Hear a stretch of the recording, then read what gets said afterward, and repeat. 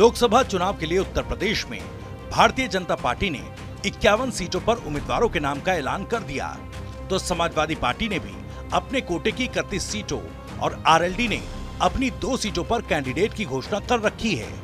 लेकिन चुनाव में सबसे पहले प्रत्याशियों के नाम की घोषणा करने वाली बहुजन समाज पार्टी ने इस बार अभी तक अपने पत्ते नहीं खोले। बीएसपी प्रमुख मायावती अकेले चुनाव लड़ने का ऐलान कर चुकी हैं, लेकिन उम्मीदवारों के नाम का ऐलान अब तक एक भी सीट पर नहीं किया गया। ऐसे में सभी के मन में सवाल उठ रहा है कि आखिर मायावती को किस बात का इंतजार है। बीएसपी प्रमुख मायावती 2019 में सपा आरएलडी के साथ मिलकर चुनाव लड़ी थी और पार्टी के 10 सांसद जीतने में कामयाब रहे थे, जिनमें से 2 सांसद तो दूसरे दल का दामन थामकर मैदान में उतर गए। मायावती संकेत दे चुकी हैं कि पार्टी के मौजूदा सांसदों को टिकट नहीं दिया जाएगा। वहीं बीएसपी के सांसद मायावती के अकेले चुनाव लड़ने के फैसले में अपनी जीत की संभावना नहीं देख रहे।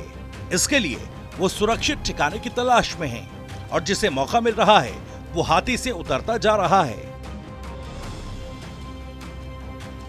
मायावती की नजर लोकसभा चुनाव की तैयारियों में जुटे राजनीतिक दलों में टिकट बंटवारे को लेकर हो रहे उलटफेर पर टिकी है। इसी वजह से वो इस बार संभल कर कदम बढ़ा रही हैं। मायावती प्रत्याशियों के चयन के लिए हर रोज मंडल और सेक्टर प्रभारियों के साथ बैठक कर रही हैं।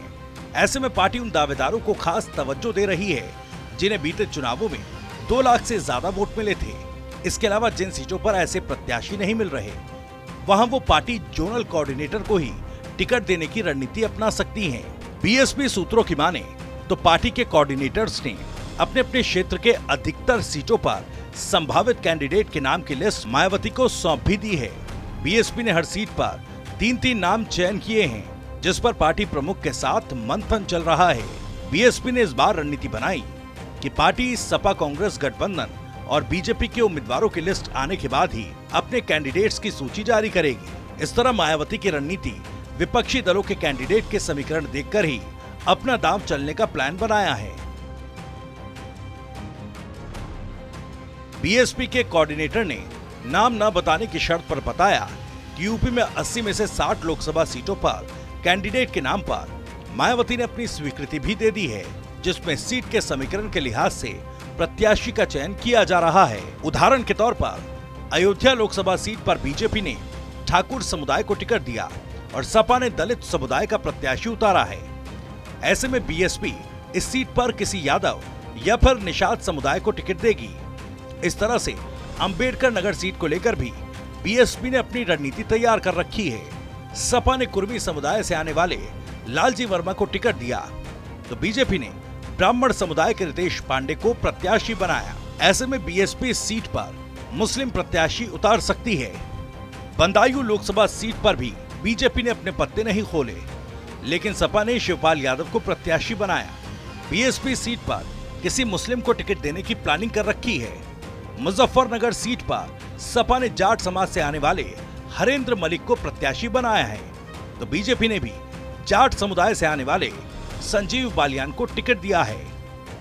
ऐसे में बीएसपी इस सीट पर अब मुस्लिम कैंडिडेट उतारने का दांव चल सकती है।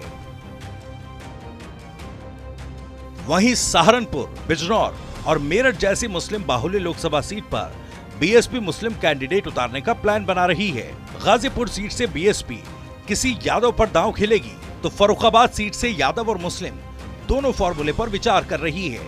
बीएसपी इसलिए भी अपने उम्मीदवारों के नाम की घोषणा करने में देरी कर रही है, क्योंकि उसकी नजर बीजेपी और सपा के नाराज नेताओं पर दांव खेलने की भी है। बीजेपी और सपा के जिन मजबूत नेताओं को टिकट नहीं मिलेगा, उनको बीएसपी टिकट देकर मैदान में उतारेगी। 2019 के चुनाव में बीएसपी ने 22 मार्च 2019 को अपनी पहली सूची जारी की थी, जिसके चलते एक बार फिर माना जा रहा है कि मायावती इसी के आसपास अपने उम्मीदवारों के नाम का ऐलान करेंगी।